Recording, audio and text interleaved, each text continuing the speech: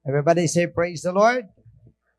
Praise the Lord, and muli po ay binabati po natin ang lahat sa pangalan ng ating Panginoon. So ngayon po ay at sa susunod na mga linggo or Mondays ay magkakaroon po tayo ng mga guest lecturers at mapapakinggan po natin ang ating pong mga pangunahing leaders dito po sa Luzon District. At mapapakinggan din po natin ang ating missionary, si Brother Nemi, sa matapos po ang ilang or 4 na lessons po na ito, ay meron pong lesson na si Brother Nemi po ay i-discuss po sa atin. So, ngayong gabi,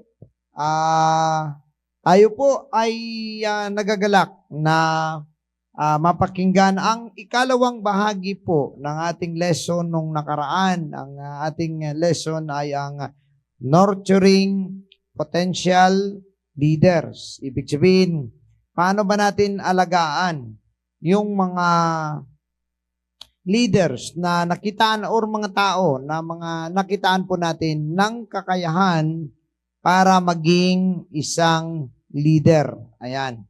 So, mahalaga po na meron po tayong mga pamamaraan kung paano po natin masikap na ma-nurture, ma-develop, at ma-train pa po natin ang mga future leaders natin.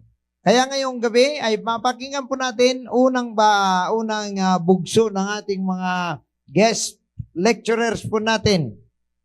At ating pong i-welcome si Pastor Nap Sullivan, ang senior pastor po ng Rizal Group of Churches ng ALJC Acts Evangelism.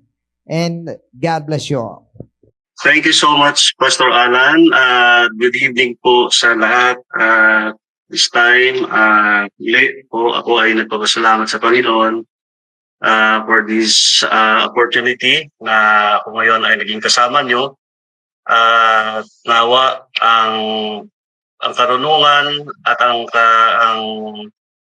kaalaman ay makuha po natin sa pamamagitan po ng gabay ng ating Panginoon at sa kanyang pagbibigay ng pag-asa sa atin.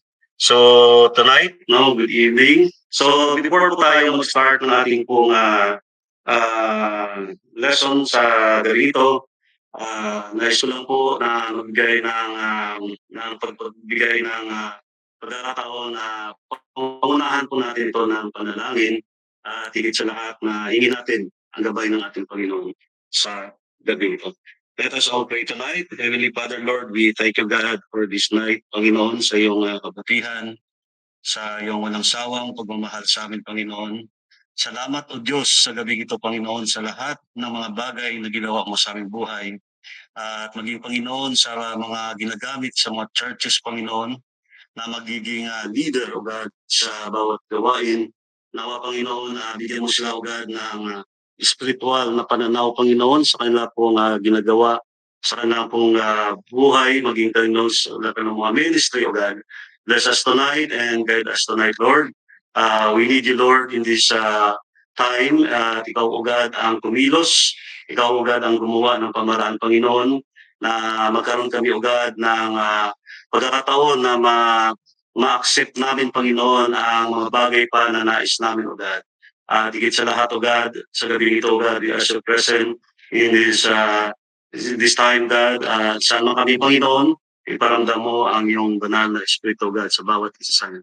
Thank you tonight, and we bless your name always, O God. In Jesus' name, Amen. So tonight, sa gabi ito, muli, maraming salamat po sa lahat.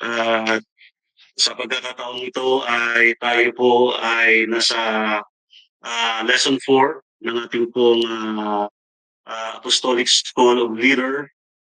Pinangamagatan ito, the leader's crucial task. Paano ba tayo mag-mold, mag-encourage, mag-motivate sa ating pong magiging leader sa bawat isa sa atin.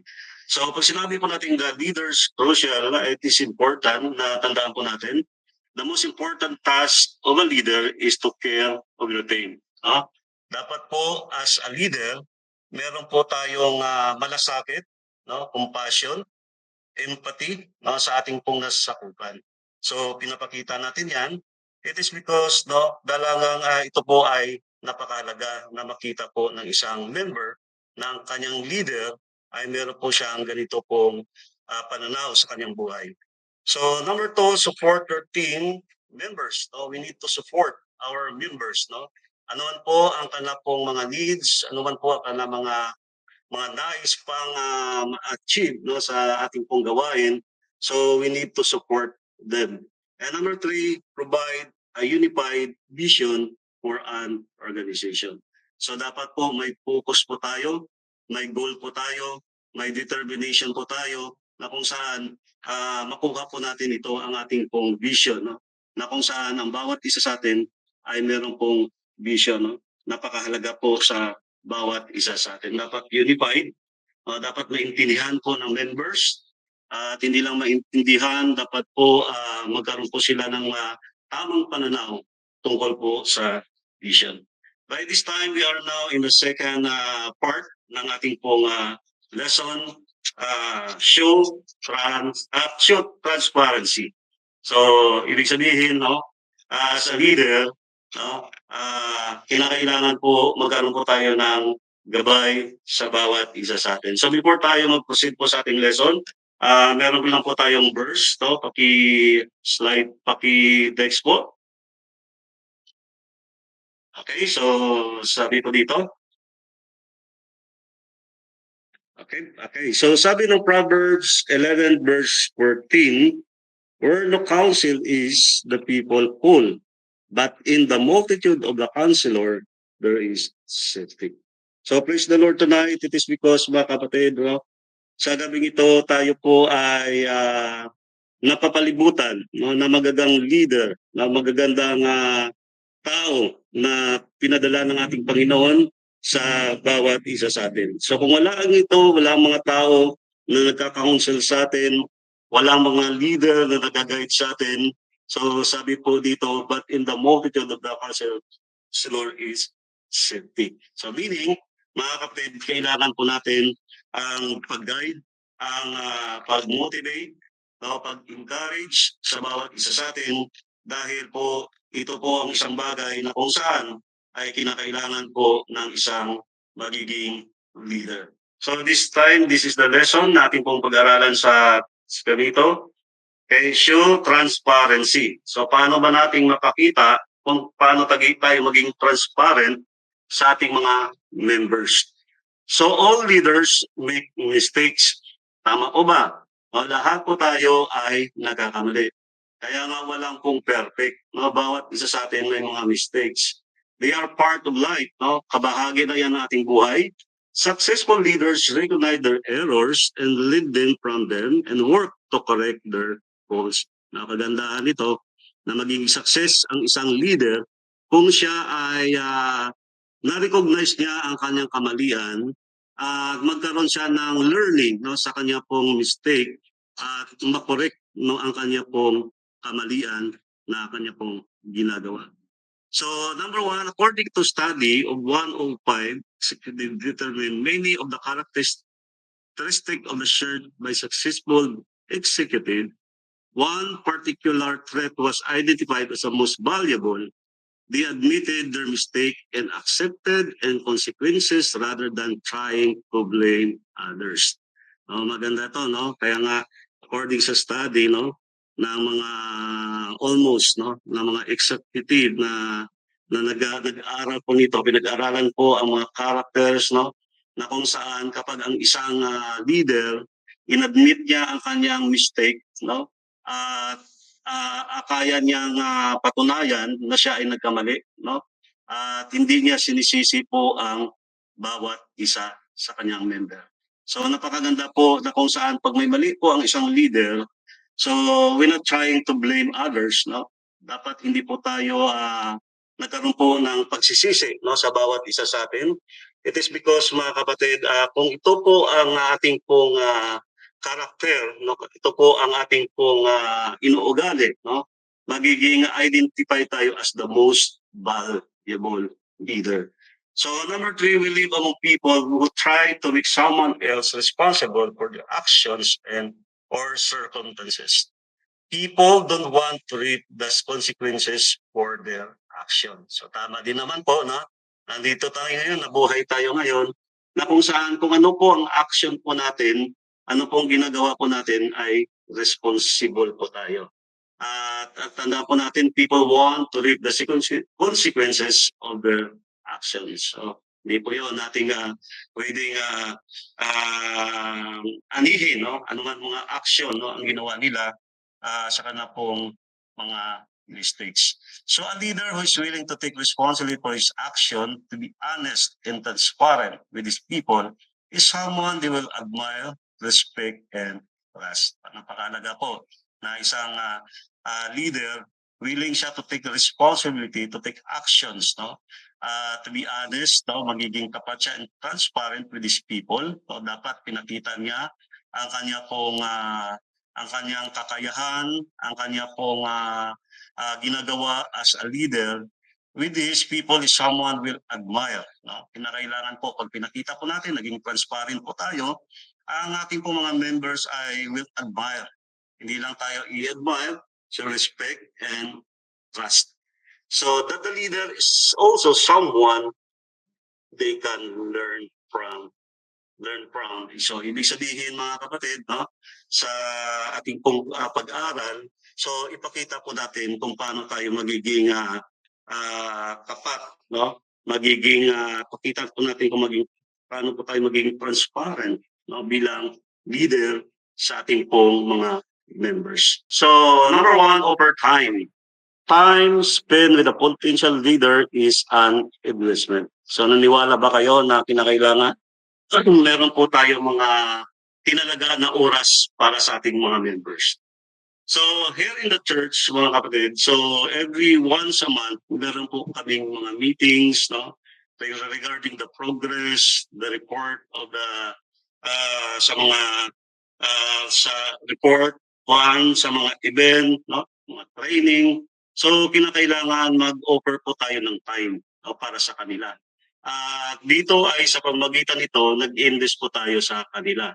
So kinakailangan ang ating pong oras ay napakahalaga para magkaroon po tayo ng sharing, no, sa bawat ideas, no, bawat plan, bawat event na meron po tayo. Kinakailangan natin ito na magkaroon po ng oras, no, para sa kanila at maintindihan nila na kung saan ang oras, no, para sa kanila ay isang bahagi ng isang leader na magbigay siya ng kanya pong time sa kanya pong mga members. So, kagaya nga sinabi ko kanina, so kapag ganito po, meron po tayong meeting. So, we believe tonight na ang bawat leader, nagbibigay siya ng kanyang pong meeting sa kanyang pong members. Hindi ka magiging leader kung wala kang meeting. So, wala kang time para sa kanila. So, kinakailangan lang, tandaan lang, na doon mo mag-gather ang mga information, doon mo mag-gather ang mga progress, doon mo mag-gather yung mga needs, no, ng ating pong mga ministry, ng ating ginagawa, at higit sa lahat, dito nating mapag-usapan, may tamang panahon para dito. So, ibig sabihin, may tamang forum para dito, para mapag-usapan ang mga bagay na ito. So, hindi tayo magiging magaling na leader kung wala po tayong time sa ating pong members. At ang sabi po dito, mga kapatid, believe in people. So when you believe in people, you motivate them and release their potential. So kinakailangan we need to believe the people, no, the people na kung saan nasa sakupan mo. Kasi bawat tao may kanya-kanyang potential, no, may kanya-kanyang talents, may kanya-kanyang ability. So, ang problema lang sa atin sometimes, as a leader, hindi po natin pinapaniwalaan ang tao. No? Hindi po natin binibigyan ng chance ang tao. kung paano siya magkaroon po ng pagkakataon na magiging guide o magiging leader, no? Minsan ay iniisip natin ay hindi maging leader yan. It is because doon tayo nakapokus. So, hindi po natin pinapaniwalaan ang kanyang kakayahan. Hindi natin pinapaniwalaan ang kanya pong skills, ang kanya pong abilidad, at higit sa lahat, hindi natin na-motivate ang kanya pong potential. So, may mga pagkakataon, example, minsan sa leader sa church, no? Example sa music. Nakikitaan ko ang music ay kinakailangan ng may leader. So, ang leader na yan ay wala siyang kakayahan, no, na mag-lead, no, sa ganong position. At sinabi niya na iba na lang ang kanyang hawakan. So this time, so nakabakante po ang leadership, no, ng music. So may isang member na talagang hindi ko nakitaan ng potential. So kinausap ko at sabi ko, ikaw na maging leader diyan. Kasi una-una sa mga requirements na tinitingnan ko as becoming a leader, meron po siyang tinatawag na faithfulness, humbleness, at higit sa lahat, makitaan ko ang kanyang attitude kung paano siya mag-serve sa Panginoon. So although na ang kanya pong kakayahan ay limited lamang, so binigyan ko siya ng pass, no, sa music. So doon ko nakita, no, na may potential at na-release, no, napiga, no, ang kanyang potential. It is because naniwala ko na someday ito ang tao na to ay gagamitin ng ating Panginoon. Believe in people. Napakaganda ng attitude ng isang leader. So wag nating bigyan ng limitation ang bawat tao. Wag nating bigyan ng pagkakataon na ang tao ay diyan na lang, hanggang diyan na lang. So we need to motivate, magkaroon tayo ng motivation sa kanila para magkaroon po ng release, no, ng kanilang potential, ng kanyang skills, ng kanyang talents sa kanya pong ginagawa sa ating Panginoon. So we believe tonight, mga kapatid, kinakailangan lang natin na ang tao ay nasa sakupan po natin, paniwalaan natin na kaya niya ang lahat ng mga bagay na kanyang ginagawa sa gawain ng ating Panginoon. Napakalaga sa leader na maniwala sa kanya pong nasasakupan, sa kanya pong tao, no? Sa kanya pong member. It is because, mga kapatid, kapag ikaw ay naniwala sa isang tao na iyong pong nasasakupan, at you need to motivate them and release their potential. At ang sabi dito, mga kapatid, give an encouragement. So too many leaders expect their people to encourage themselves. So marami daw leader na nag-expect na ang kanyang tao ay siya na mismo ang mag-encourage ng kanyang sarili. But most people require outside encouragement to propel them forward. It is vital to grow growth. So sabi nga ng physician George Adams, found encouragement is so vital to a person's existence that he called it oxygen to the soul. Praise the Lord tonight. Sa gabing ito, ang bawat encouragement pala sa buhay ng isang ng leader na ma-input niya sa kanyang member ay parang oxygen to the soul. So use lot of positive reinforcement with your people. So dapat positive, no, ang iyo pong binibigay sa iyo pong tao. Don't take acceptable work for granted. Thank people for it. Praise a person every time you see improvement. Dapat po bigyan po natin ng kapurihan, no, ang bawat member po natin kapag may maganda siyang ginawa na ng mga bagay na nakita natin na improve, no, ang kanya pong ginagawa, then we need to magbigay tayo ng kapurihan sa kanya, no? I-appreciate natin, no, ang kanya pong ginagawa sa kanya pong gawain.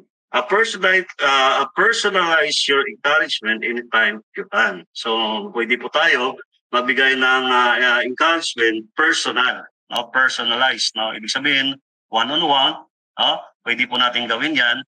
Remember that you motivates one person, you leave another cold or even irritated. Find out what works which of your people in use of it. So napakalaga po na mabigyan po natin sila ng encouragement. Kasi ang mga members po natin, sometimes they are workers in the church. Hindi po nating alam ang kanila pong sitwasyon sa field. No? Hindi nating alam ang kanila pong laban po doon. So pagdating po dito sa loob ng church, wala naman po silang hinihingi ng mga bagay na kapalit no sa kanila pong sacrifices. Kundi we need to encourage, no? We need to encourage kasi sometimes kapag hindi natin sila na-encourage, no, hindi natin sila na-appreciate, hindi natin sila na praise, no? Bumababa ang kanilang moral, ang kanilang pong paningin no, sa kanilang pong buhay. So every time as a leader ka sa iyong nasasakupan, so tingnan mo ang tao mo kung ano ang ginawa niya at ano ang mga bagay na ginawa niya sa kanyang gawain. So hindi lang po yan na sabihin mo na okay yan, pwede na yan. So kinakailangan i-appreciate mo ang bawat works, no, bawat ministry, no, bawat ginagawa niya sa kanya pong gawain. So napakahalaga ito na mabigyan po natin ng encouragement kasi not all the time malakas po tayo. Hindi lahat ng oras no, sa gawain sa loob ng church ay kalakasan natin. Sometimes meron din po tayong kahinaan, meron din po tayong mga down sitting, meron din po tayong mga downfall, no? Kapag tayo po ay na-encourage ng somebody, lalo ng leader natin, na-uplift po tayo no, sa ating pong ginagawa, no, sa ating pong gawain. So as a leader, so dapat po na sa kanya ay encourage niya, magkaroon siya ng tamang encouragement sa kanyang members. Then one is, ang sabi po dito, encouragement. So tandaan mo natin, ang encouragement dapat po consistent. Dapat po hindi lang po yan na isang beses mo encourage, dapat consistent. You do something na ma-encourage siya, you do something na magkaroon siya ng ma-uplift no ang kanya pong ginagawa no sa ministry at kailangan po natin yan para ito sabi nga ni George Adams, matawag po dito is the oxygen of the soul. Ang sabi po dito sa exhibit, consistency. So napakaganda ito as a leader. So meron tayong consistent tayo in a crucial part of nurturing potential leader, just as in any other kind of nurturing. When we are consistent, our people learn to trust. They are able to grow and develop because they know what is to expect from us. Napakaganda. Kapag ang isang leader ay consistent siya sa kanya pong ginagawa, sa kanya pong members, no, sa pag-nurture, no, pag-motivate, no, pag-develop. Kapag tayo po ay consistent, tayo po ay hindi po ibig sabihin consistent madalas palagi no pag ito ang ginawa po natin ang sabi dito people learn to trust us, so they are able to grow and develop because they know what to expect for us. So they can answer the questions, what will my leader do in this situation? When they face difficult decisions, they become secure because they know what are our response to them and be regardless of circumstances. So ibig sabihin mga kapatid, kapag tayo po ay magiging pinakita natin na tayo po ay consistent no, sa ating pong goal, sa ating pong focus, no, sa ating pong determination, no, na isang bagay na pinapakita po natin na magiging maayos tayo sa mata po ng ating pong mga members. At iwasan po natin ang double-minded man at paiba-iba yung isip. Iba ngayon, iba bukas, so dapat consistent.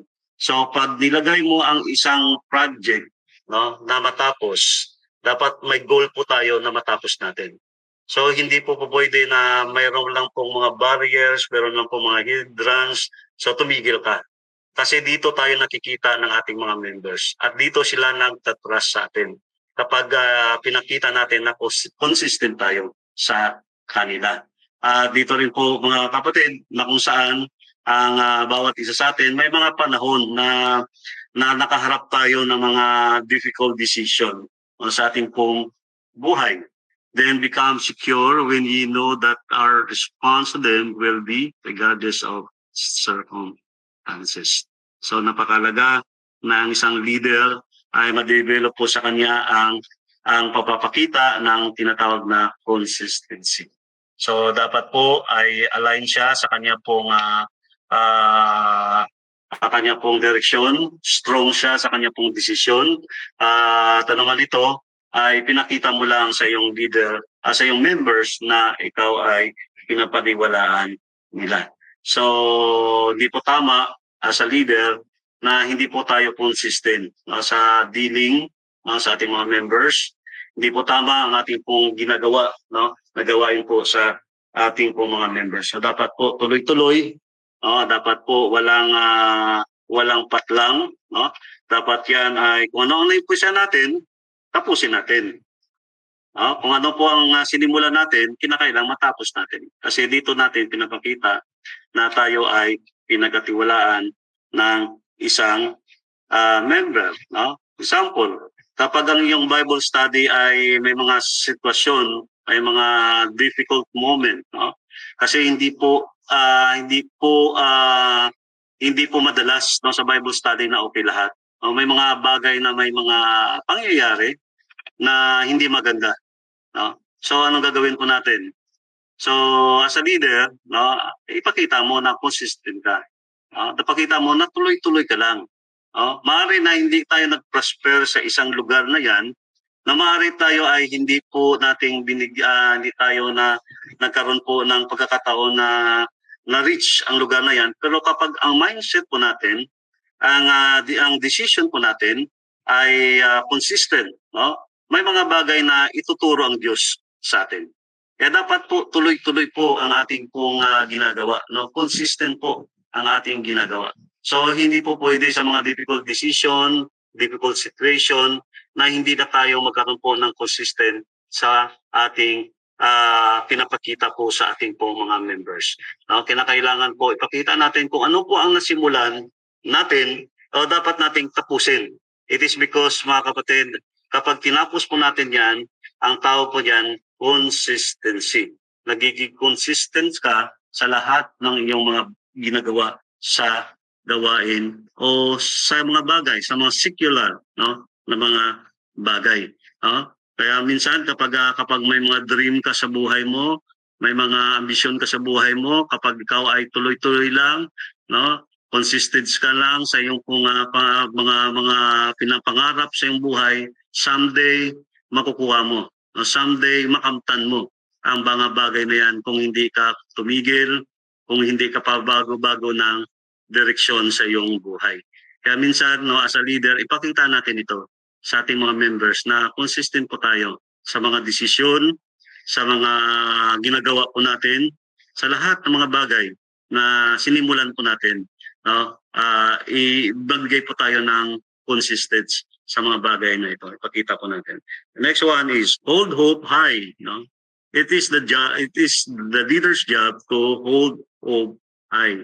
So napakaganda ito. Ito ang trabaho po natin.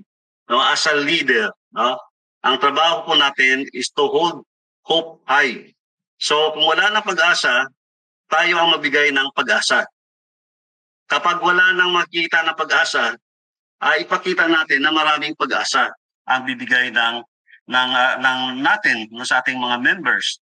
Kaya napakaganda ng isang leader na pag ang kanya pong pinahawakan ay isang pag-asa, isang pag-asa na kung saan na makamtan niya ang kanyang marating. So napakaganda kasi ito po ay din-develop natin as a leader. Now, bawat isa sa atin may mga vision. Bawat isa sa atin may mga pangarap. Bawat isa sa atin may mga nais makamtan. So, lakihan natin ang ating pong pag-asa. So kung ating pag-asa ay kapiranggot pa as a leader, dapat yan lakihan natin. It is because tayo ay trabaho natin ito na magbigay ng tamang pag-asa sa ating pong mga members. It is because, mga kapatid, kaya minsan pinakita nga natin dito, mga kapatid, na ang church ng Taytay ay inahawakan namin ang malaking pag-asa. At ang nagbibigay ng pag-asa ang ating Panginoon. So kung makita po natin ang vision ng Taytay is to reach the towns, the cities of Rizal. So walang pag-asa kasi sa part po namin, anong kakayahan namin? Wala kaming material, wala kaming hinahawakan. So dahil meron po tayong tinatawag na pag-asa, at ito po ang tinalaga ng ating Panginoon ang Rizal na magkaroon po ng vision na lahat ng bayan ng bayan ng Rizal ay magkaroon po ng apostolikong doktrina. So in short, nag-step out kami sa Pililya. Then dahil sa pag-asa na makuha ang lugar na yan, binigay ng ating Panginoon. Then the next one is Antipolo. Dahil sa pag-asa, binigay rin ng ating Panginoon na ang pag-asa, ang tanging pag-asa, ang ating Panginoon. Kahit sa Binangonan, nag-start ang church sa Binangonan, walang bubong, tent lang. Kapag sila po ay nag-service po doon, kapag tag-ulan, para bagang may games na group yourself into 2, into 3. So dahil tayo ay meron po tayong hope someday, ito ay maayos. Someday, ito ay magiging magandang church. So, in-impart ko sa Binangonan na darating panahon na ito lang ang ating ito lang ang nakamtan natin dahil malaki ang ating pag-asa sa gawain ng ating Panginoon. Someday, ibibigay ng ating Panginoon. Salamat sa ating Panginoon, hindi tayo binigo ng ating Panginoon sa pag-asa na yan. So ngayon, natigagalak po na sabihin ang ating pong church sa Binangonan, may bubong na, may kisame na, at the same time, may aircon na sila. At ang kanilang pong flooring ay tiles na. So dahil yan sa pag-asa. Yan. So dapat laki-lakihan natin ang pag-asa. Kahit dito sa Taytay, dati na-abandon ang church ng Taytay. Every time na tumitingin ako diyan, parang walang pag-asa. Saan ako kukuha ng pangpapatayo? Dahil back to zero ang aming pong lugar. So dahil sa pag-asa, sa panalangin sa Panginoon, pinili po namin pilit kong nagkaroon ako ng positive na pag-asa sa aking buhay na someday, darating panahon, ang church ng Taytay ay magkaroon na ng bubong, magkaroon na ng malaking lugar, at salamat sa ating Panginoon, ay ito po ay mga bagay na kung saan sa pamagitan ng ating pag-asa ay nakibibigay ng ating Panginoon. So as a leader, mga kapatid, tonight, tandaan po natin, higpitan po natin at lakihan po natin ang ating pag-asa. Kasi ang lahat ng ginagawa po natin sa gawain ng ating Panginoon, ang Panginoon ang nakakalam. Ang Panginoon ang kanyang gawain ay sa kanya. So bahala ng Panginoon na mag-provide ng ating mga needs at bahala ng Panginoon na mag-provide ng ano pa mga bagay na kulang sa atin kung ang pag-asa po natin ay malaki, mataas sa harapan ng Diyos. So dapat isa sa mga leaders nandito ngayon na nakakakinig, nakapanood, kapag ang pag-asa mo ay maliit, laki-lakihan mo ang pag-asa mo sa ating Panginoon. someday ay ibibigay ng ating Panginoon kung hindi po tayo nawala ng pag-asa. So, manatili ka sa pag-asa na yan.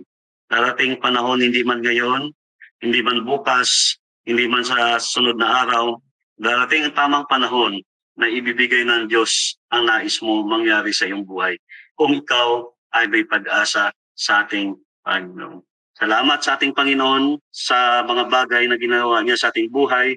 Dahil lang yan sa pag-asa natin na makamtan, dahil lang sa pag-asa natin na kung saan na-impart natin sa ating mga members at ito ngayon, tayo ngayon ay sabay-sabay na kumikilos at sabay-sabay na gumagawa at kumikilos po sa ating pong Panginoon. So ito po ang trabaho po natin, magbigay po ng pag-asa. Kapag wala na po ang pag-asa, hopelessness ang sitwasyon po natin, in trouble na po tayo, may mga bagay na kung saan inaasahan lang po natin ang ating pong Panginoon. So karapat-dapat lamang na magtiwala po tayo sa ating Panginoon. Karapat-dapat lamang na magbigay po tayo ng pag-asa sa ating Panginoon. Asahan natin ang mga bagay na kung saan, mga kapatid, ay ibibigay ng Diyos sa tamang panahon, sa tamang oras. Dapat magkaroon tayo ng impartment sa ating members, ma-impart sa kanila na manatili sa kanila ang pag-asa sa kanilang buhay. Pag wala ng pag-asa, sa Panginoon may pag-asa. Everybody say amen. So tonight, sa ganito, another one, add significance. So it is the leader's job to add significance to the lives of the people he leads. One of the ways we can do this is to be part of something worthwhile. So many people simply fall into comfortable niche in their life and stay rather than pursue goals of significance. So ang trabaho po naman po natin as a leader is to add significance. So ano ba ang mga significance? Yung mahalagang bagay sa buhay ng isang tao. So one way we can do this is to make them part of something worthwhile.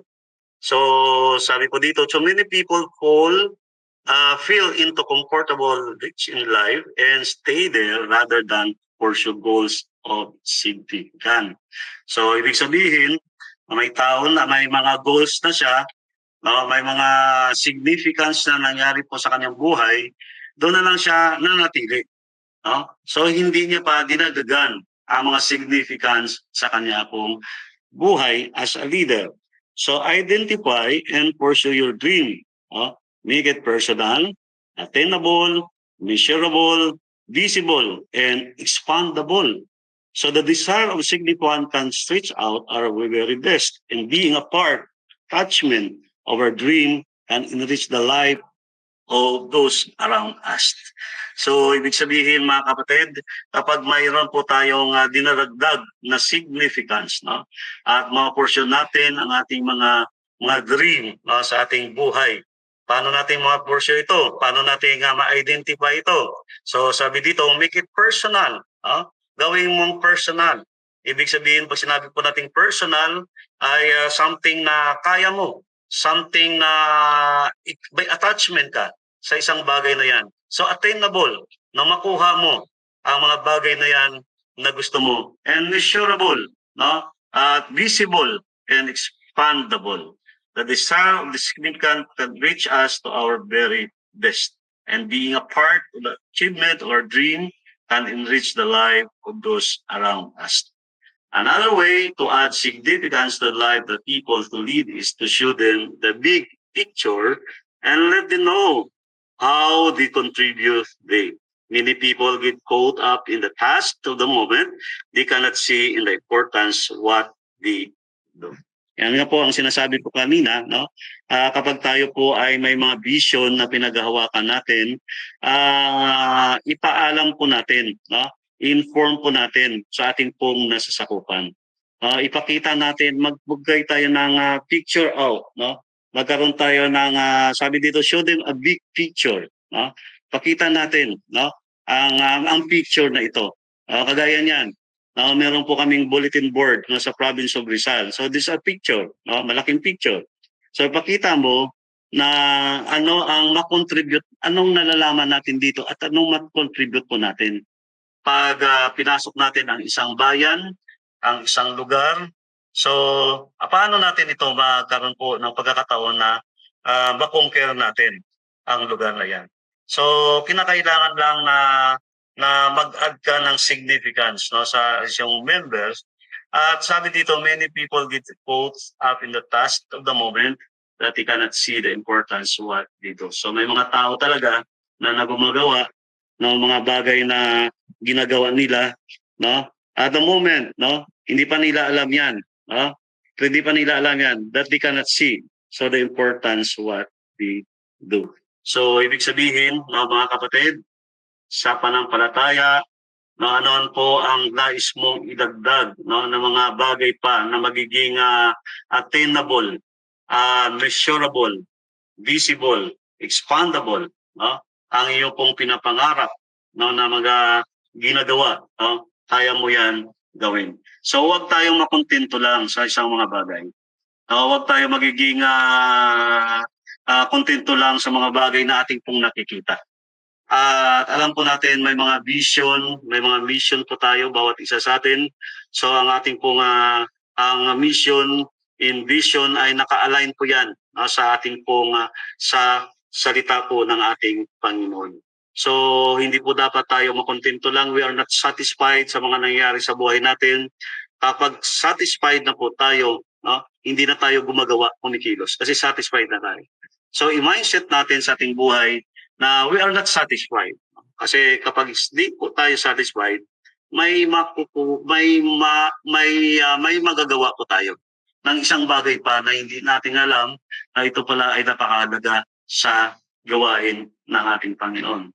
Kaya kailangan lang natin intindihin na kung saan sa bawat isa sa atin as a leader, sa mag-lead ka sa ating Panginoon, kinakailangan magkaroon ka ng pagkakataon na i-picture out mo ang mga bagay na imposible, magiging posible. Kasi may visual, may nakikita.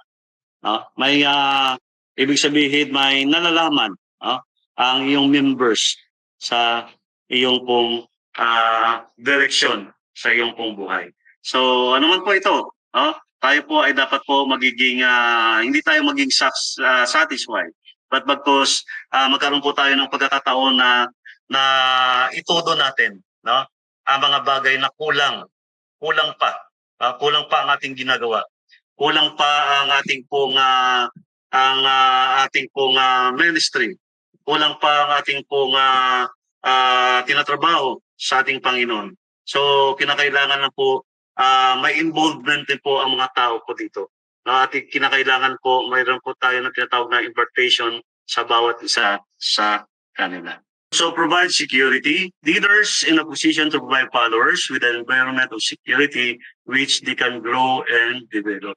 So mahalaga sa isang leader na kapag ikaw ay may mga followers po tayo, so kinakailangan mag-provide po tayo ng mga environment no, na secure sila para sa grow and develop. Dapat po conducive ang ating pong lugar, nasa ka ng learning, sa kanila pong sa mga security para sa kanila. So potential leaders who feel secure is more likely to take rest and excel, break new ground and succeed.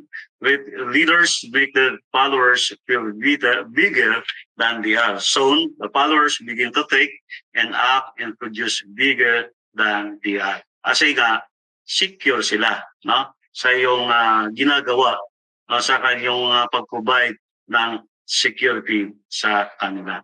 So finally, they become what we think they are. So concerned ka sa kanila pong sitwasyon. Concern ka sa kanila pong kalagayan. Concern ka sa kanila pong nasa sakupan. As a leader, dapat yan na pinoprovide po natin ang security. Magiging maingat po tayo sa mga bagay pa na ginagawa po natin at ginagamit natin sa ating po mga members. Dapat nandiyan po ang security. Kasi kapag sila po ay nabigyan po natin ng tamang seguridad, tamang pag-iingat, so sabi dito, finally they become what we think they are. So ibig sabihin, kinakailangan lang natin intindihin at unawain na kung anong pinapakita po natin na pag-ingat sa kanila. So, dating panahon, no, mag-iisip pa yan sila sa mga bagay na kanila pong na-adapt sa kanilang leader at ma-impart niya po yan sa kanilang mga members. Praise the Lord. So, provide security. So, next one is reward productions. People rise for a level of expectations, try to give us what we reward. You want your people to produce, then you must reward production. So dito po nating mapakita na dapat po ang isang leader, meron po siyang reward no, sa kanya pong member. So kapag tayo po ay nagbigay po ng reward, no, whatever reward na meron po tayo, so if you want your people to produce, then you must reward production. So anong ibig sabihin nito mga kapatid? No, kinakailangan lang po natin maintindihan at maunawaan na kapag ang tao leader no, sa kanyang ginagawa, no, nagkaroon siya ng tamang production, tamang ginagawa, so magkaroon po tayo ng reward sa kanila. Yun po ang tinatawag na reward system para sa kanila. So mas maganda yan na ma-appreciate nila ang mga bagay na naging productive sila, nagiging progress ang kanilang ginagawa sa gawain ng ating Panginoon. So even a person who is industrious and hardworking will finally get demoralized if production is discouraged and rather than rewarded. So kahit daw ang isang tao, member mo, masipag, no, magaling, no, someday magkaroon sila ng tinatawag na demoralized. Kasi ang production is discouraged. No? Ang pinakita mo sa kanila ay discouragement instead na reward. So kapag may mga event no, sa inyo pong mga church, no, bigyan niyo po sila ng reward, no, a token of appreciation. Sometimes, no, ang reward sometimes is appreciation, no, para sa kanila. It is because, no, kasi naghirap sila eh, no. Dapat lang na bigyan natin sila ng reward. No? Nagtrabaho sila ng maayos. At dapat din naman na mabigyan sila ng reward. Yan, ano man ang mga production, ano man mga ginagawa nila, no, na progress, no, sa kanila pong ministry, sa kanilang trabaho. So dapat yan may mga reward. Kaya nga sa school, no, meron pong tinatawag na reward system. So kapag ang isang bata ay perfect, no, ang kanya pong quiz, no, meron pong reward para maano po siya ma-uplift, no, ang kanya pong ginagawa at maganahan siya, ika nga, sa kanyang ginagawa. Kasi nakita no, na-appreciate, no, ang kanyang ginagawa. So dapat meron po tayong reward, no, as a leader sa ating po mga members. So try to give us what we reward. If you want your people to produce, then you must reward productions. So tama din naman, ano, na kinakailangan lang po natin bigyan sila ng katamang-tamang mga reward sa kanang ginagawa sa ating Panginoon. The next one is establish a support system. So this time, no, magkaroon po tayo ng tinatawag na support system. So bless ang isang church kapag ang kanya pong member, meron po tinatawag po na establish na ang tinatawag na support system. So napakahalaga ito na bawat isa sa atin as a leader, meron pong na-establish tayo ng support system. So ano ba 'to ang support system? So support system, develop a support system for the employees, nothing hurts morale more than asking people to do something and not giving them resources to accomplish. I believe every potential leader needs support in 5 areas. Yan. So dito natin makikita na ito lang po no sa support system as a leader, ito lang po ang mga areas no dapat po nating aralin at dapat nating intindihin at unawain. So we need to develop the system for our members, our employees. No? Kapag na-develop po natin ito, no, na-develop, nakita natin ang potential, no, someday, somehow, magiging support system sila sa church. maging supporter sila sa church. Number one na establish po natin na support system is number one, emotional support. So, napakahalaga ng isang leader ay meron po siyang tinatawag na emotional support. So, ano itong emotional support? So, emotional support provide a yes, you can atmosphere. Yan. Yung bang tinatawag na kaya mo yan. Yan.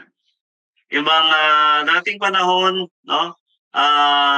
Magiging ka na pong emotion ay ma-uplift. No? It is because sinabihan mo na kaya mo yan. May tiwala ako sa iyo. May kakayahan ka diyan. Yan. So ang kanilang emosyon, ang kanilang pong emotional ay dapat po nating suportahan. Kasi sometimes no kapag tayo ay not all the time na ating pong members ay malakas po ang kanilang pong emotional. Sa panahon po natin sa ngayon, mataas ang IQ, mababa ang emotion. Yan. So magaling, pero pagdating na ng problema, bumibigay na. Magaling, pero pagdating na ng pagsubok, no? Doon po nakikita natin na talagang ang kanilang emotion ay hindi maganda, no? So kinakailangan as a leader, no, dapat meron po tayong encouragement sa kanila pagdating po sa emotion. Pagdating po sa mga emotional, no, support sa kanila. Number two is skills training. So as a leader, so invest your people na mag-train sa mga seminars, training, no? Kasi napakahalaga ito na makakuha tayo ng mga panibagong knowledge, ideas, no? Alam niyo ba ang dati kong company, so they are investing people. Sila po ay nagpapadala po sa ibang lugar para mag-train. Ang tawag po sa kanila is meron po yung talagang group yan na investment in people or IIP. So doon sila nag-invest, no, gumastos sila ng kamahal-mahal para lang gumaling ang kanila pong members, ang kanila pong empleyado. So nag-invest po sila para doon. So same with the church, no? So kinakailangan ang mga skills na nakuha po natin na maganda na pwede nating ipasok sa loob ng church biblically ay ma-adapt po natin, no? Example, no, kapag ang isang seminar, no, nakikita po natin na filter natin na maganda ang kanya pong ideas, ang kanya pong topic. So pwede po natin ito madala sa loob ng church. Yan. So kinakailangan as a leader, no, skills training, no? Kinakailangan na bawat isa sa atin mayroon po yang skills, no? Meron po yang kasanayan, saan sa sanay, no? Dapat i-develop natin ito sa kanya. Nang sa ganon ay maging productive siya sa at balang araw magiging support system siya sa loob ng church. Yan. Kasi hindi lang po natin nakikita yan. So may mga panahon, darating panahon, nakikita natin yan kapag tayo ay nag-invest sa pamamagitan ng training, ng seminars, sa bawat isa sa ating mga members at doon natin makuha ang mga bagay na magkaroon po ng pagkakataon na magbigay niya ang kanyang support sa ating Panginoon. So next one is money. So sabi dito, stingy leaders produce stingy leaders, workers. It's difficult for people to give themselves when the leaders does not give of themselves. So napakahirap sa isang leader na ikaw mismo, no, leader, ay hindi ka marunong magbigay. So ibig sabihin, no, as a leader, nag-set example ka pagdating sa giving your time, giving your money, sa church, giving your parts, your offering, your tithes, no, sa ating Panginoon. So napakahalaga ito, no, pagdating po sa loob ng church because ang pera na meron po tayo ay ginagamit ito sa gawain. At lalo na sa mga opening works po natin, no? At alam po natin na may mga bagay na na may mga tao talaga na may puso na tumulong, no? At kinakailangan natin magkaroon po ng pagkakataon na kung saan na magkakaroon po tayo ng tamang sabi dito, it's only yield the highest return of your investment. So ibig sabihin, pag turuan po natin ang tao sa tamang giving, dating panahon, dating araw, maging support system sila sa church. Kasi naintindihan nila ang tinatawag po na giving.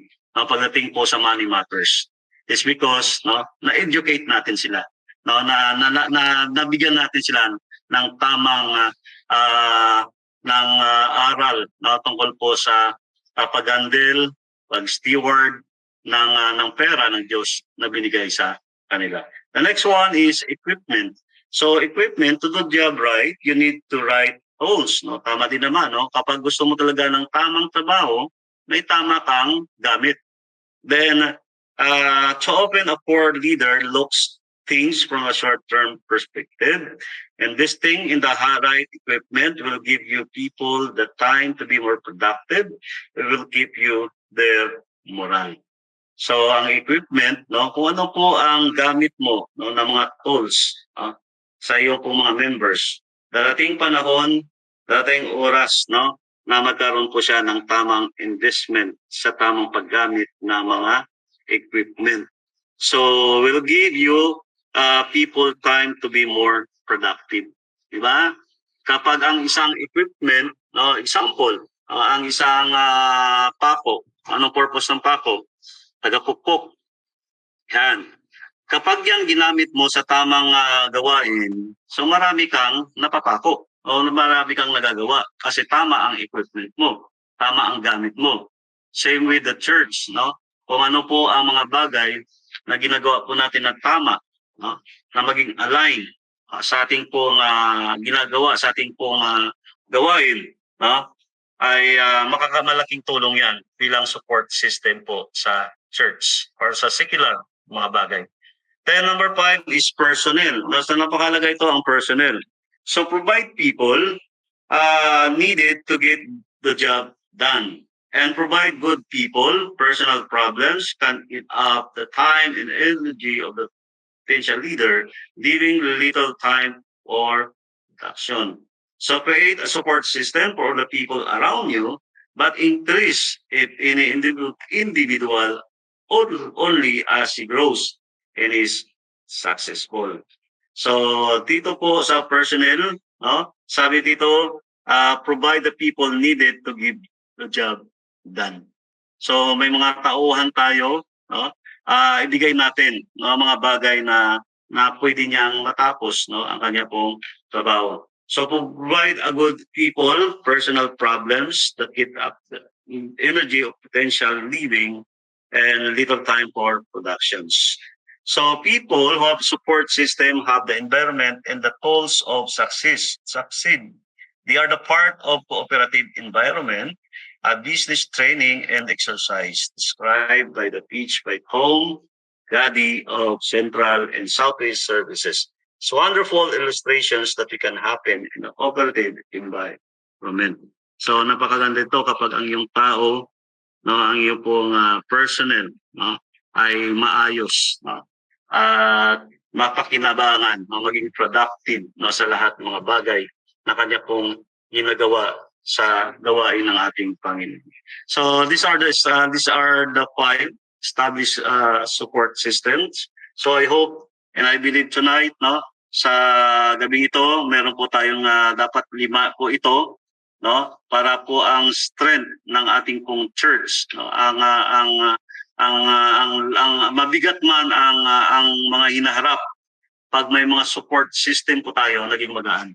So meron po tayong emotional support, skills training, money, equipment, and personnel. So personnel ay napakahalaga ito. Yung mga tao po natin dapat po aktibo, produktibo sa kanilang mga ginagawa, na hindi lamang sila watchers sa loob ng church, hindi lamang sila observers sa loob ng church, but they are involved, mayroon po silang involvement, mayroon po silang cooperation na magawa at magamit sa ating Panginoon. Pag 5 ito mga kapatid, na-establish natin ito sa loob ng church. No? Ano man po ang ating po mga project, no? Ano man po ang ating po goals, ano man po ang ating po direksyon, naging magaan ito sa lahat ng mga bagay nito. Kasi nga, kinakailangan natin ito magkaroon po ng tamang pananaw sa support system po natin sa loob ng church. The next one. So discern and personalize the potentials of the leader's journey. Leaders must be good at judging others. Leadership expert Peter Drucker has often said, it is important to disciple alike, not to teach a lesson. Yan. So sabi daw ni Peter Drucker, no, minsan pa sinabi niya, napaka-importante na kahalagahan ng pag-disciple ng isang may buhay kaysa hindi ka magturo ng lesson. Discipleship or another person involved discerning where the person is, knowing where he's supposed to go, and giving him what he needs to get there. The person's assignments is given much. So, dapat meron po tayong tinatawag po na discerning. Magiging personalized yan. Ang mga bagay na ginagawa po natin. So hindi naman po na kinakailangan magiging mabuti tayong judging sa other, magmaroon tayong magkilatis, no?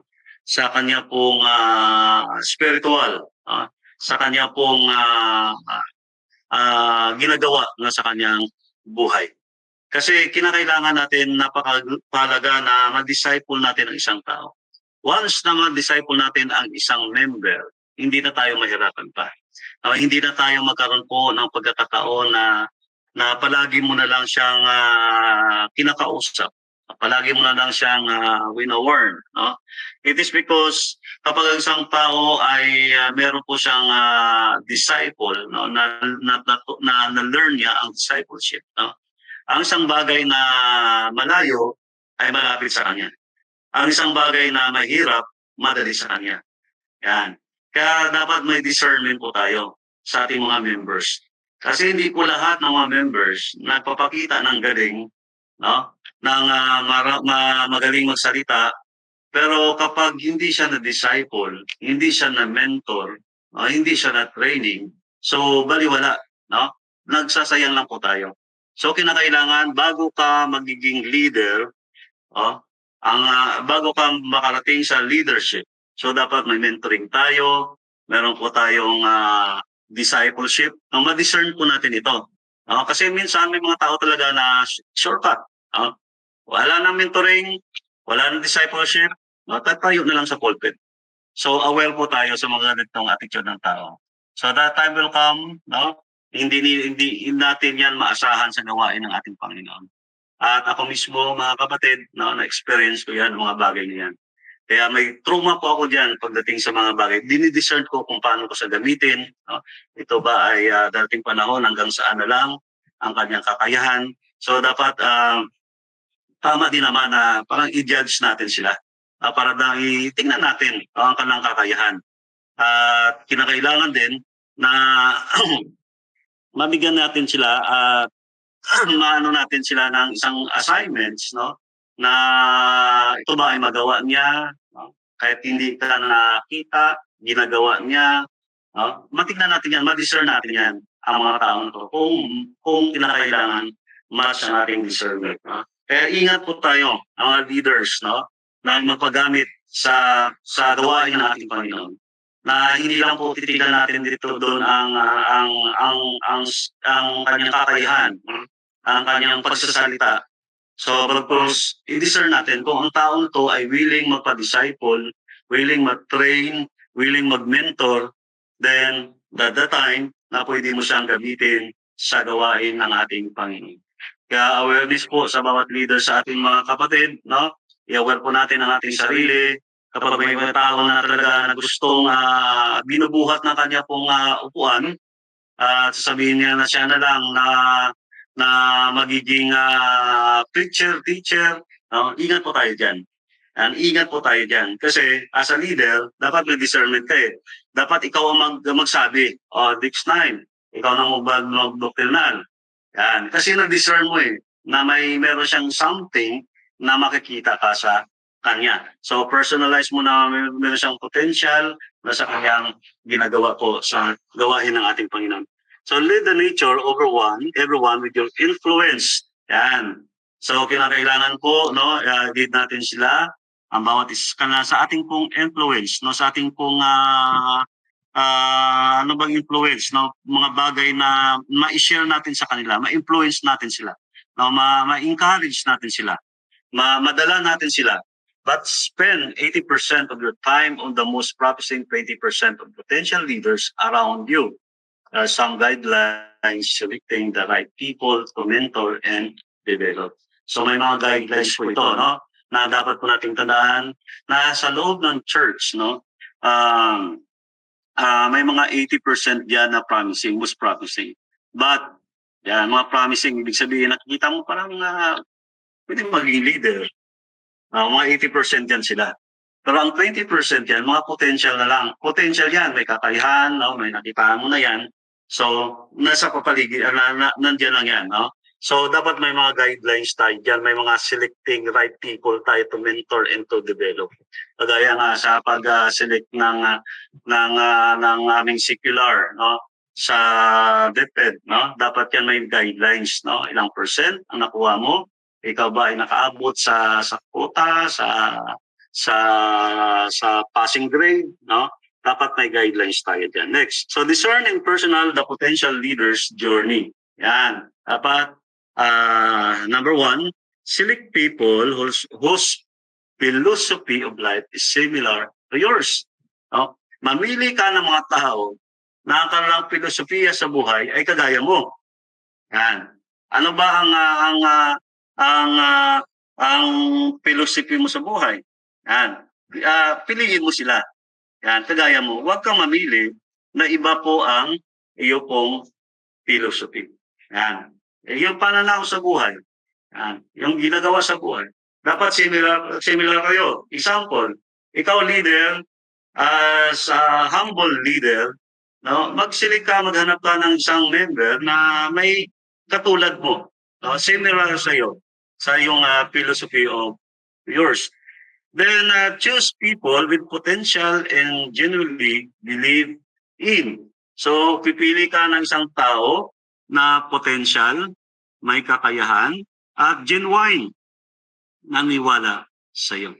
So pag sinabi po nating genuine, wala pong halong biro. So ibig sabihin, genuine, ibig sabihin totoo, ang kanya pong ginagawa. Totoo po ang kanya pong ginagawa sa loob ng nasasakupan mo. So genuine. So walang pagkukunwari. Yan. So piliin mo potential with people you genuinely believe in. So mahirap ito, Kasi minsan ang pagpili po natin potential nga, pero ang kanya pong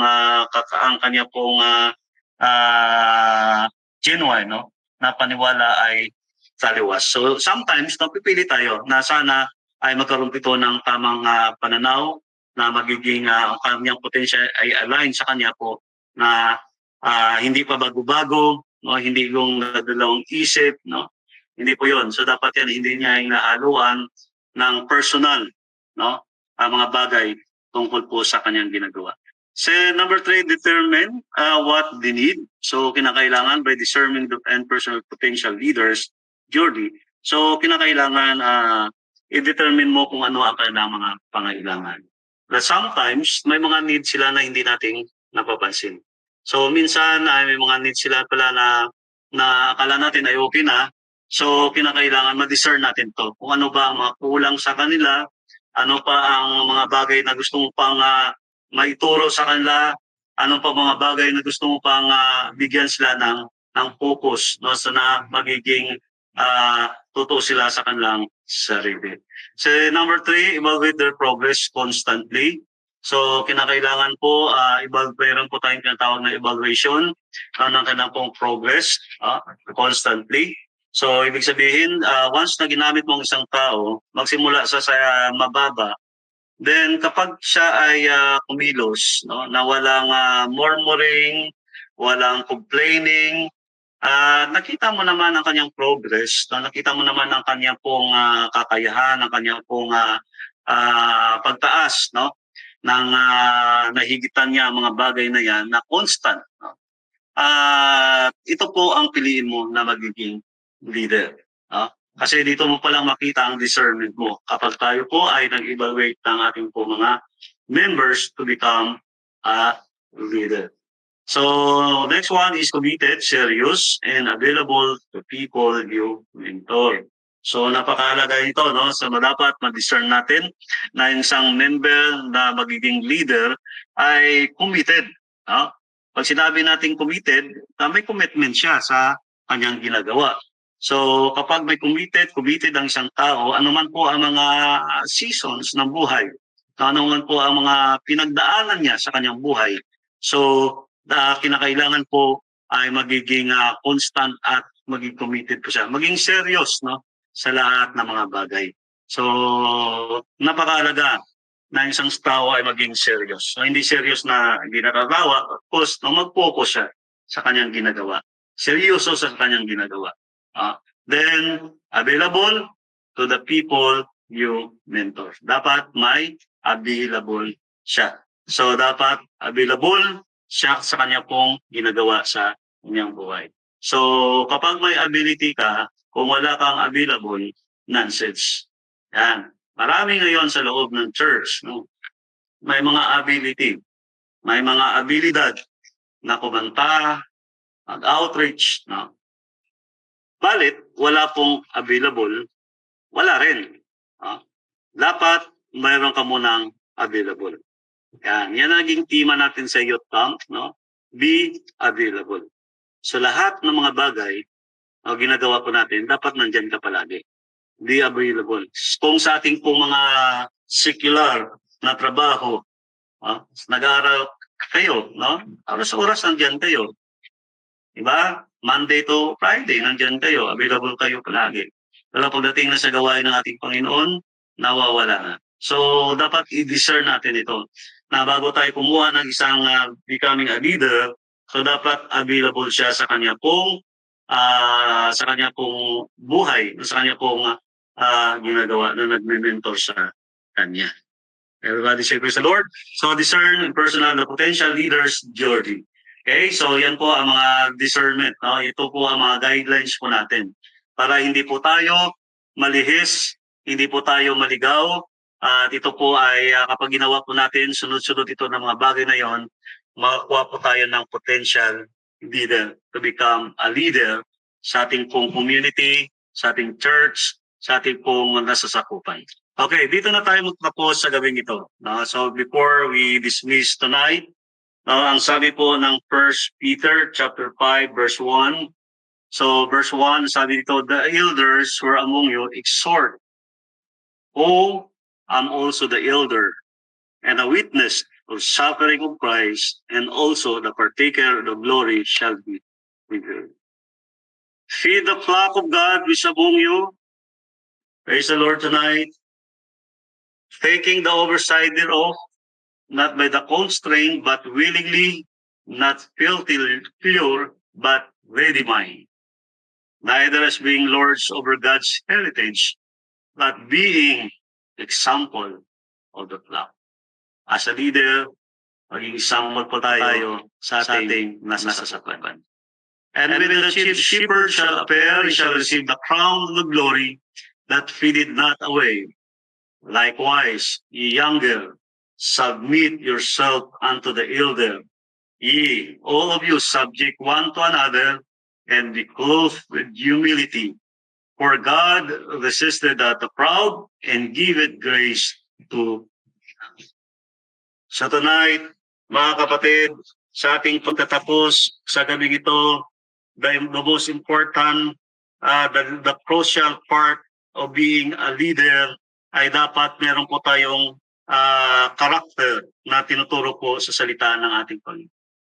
So maging example tayo sa ating mga members, maging handa palagi, at magkaroon po tayo ng pagkakataon na kung saan, kung hindi man tayo nagsawa, hindi man tayo tumigil. Dating panahon, ang ating Panginoon ay magbibigay ng kanyang crown of glory kung hindi tayo nagkaroon po ng pagkakataon na huminto sa harapan ng ating Panginoon. So tonight, we need to be humble ourselves tonight. Ano man po ang ating pong narating sa ating buhay, isipin natin na ito ay isang bagay lang na dinala tayo ng Panginoon upang magamit at magpagamit. At isipin natin mga kapatid sa gabing ito na ang Diyos pa rin ang ating pong kalakasan sa lahat ng mga bagay. So ano man po ang ating pong naaral sa gabing ito, I hope and I believe tonight ng Diyos po ang magbigay ng kalakasan po sa atin. So we need to worship tonight. We need to pray to God na tayo po ay magamit sa gawain ng ating Panginoon to become a leader. Someday, maging leader po ang isa sa atin. Isa sa inyo na nakikinig ngayon, nanonood ngayon. Someday, magkaroon tayo ng tinatawag po na potential na magiging leader. Submit yourself to your leader, to your pastor, to one another. Dahil kapag may submission po tayo, the Bible says, binibihisan po tayo ng humility. So, dapat po, i-acknowledge pa rin po natin ang ating mga leaders. Kung ano man pong narating po natin, isipin natin kung wala sila, wala rin po tayo. Kung wala sila nag-guide, nag-mentor, wala rin po tayo. So, we need to respect sa kanila na ating mga leader. It is because maging leader rin tayo. Kung ano po ang pinapakita po natin, kung ano po ang ginagawa po natin, ay siya rin po gagawin sa atin. Praise the Lord tonight. May the good Lord bless us all. Good evening to everyone. Muli, tayo po ay nakapag-aral ng mga bagay na kailangan natin. So, actually, ang mga narinig po natin ay mga proven na mga mahalagang bagay para ma-maintain ang mga potential leaders po natin. Sabi pa nga, sa ating pagtatapos, all of us are born for a reason. May dahilan po kung bakit tayo ay pinanganak. Subalit, karamihan po sa atin, hindi po natin alam kung ano yun. But you have to remember that success in life has nothing to do with what you gain in life or accomplish for yourself. It's what you do for others. Naintindihan po ba natin mga kapatid? Ang success sa buhay ay hindi kung gaano tayo yumaman, gaano tayo dumami ang ating mga property, kundi doon sa mga bagay na nagawa naman natin para sa iba. Kaya po, ang ating pong mga sacrifices, ang ating pong mga pagsisikap, ilagak po natin ito sa pagmamahal natin sa Panginoon na ang ating ginagawa, hindi lang para sa ating sarili, kundi para din sa iba. Amen? Praise the Lord!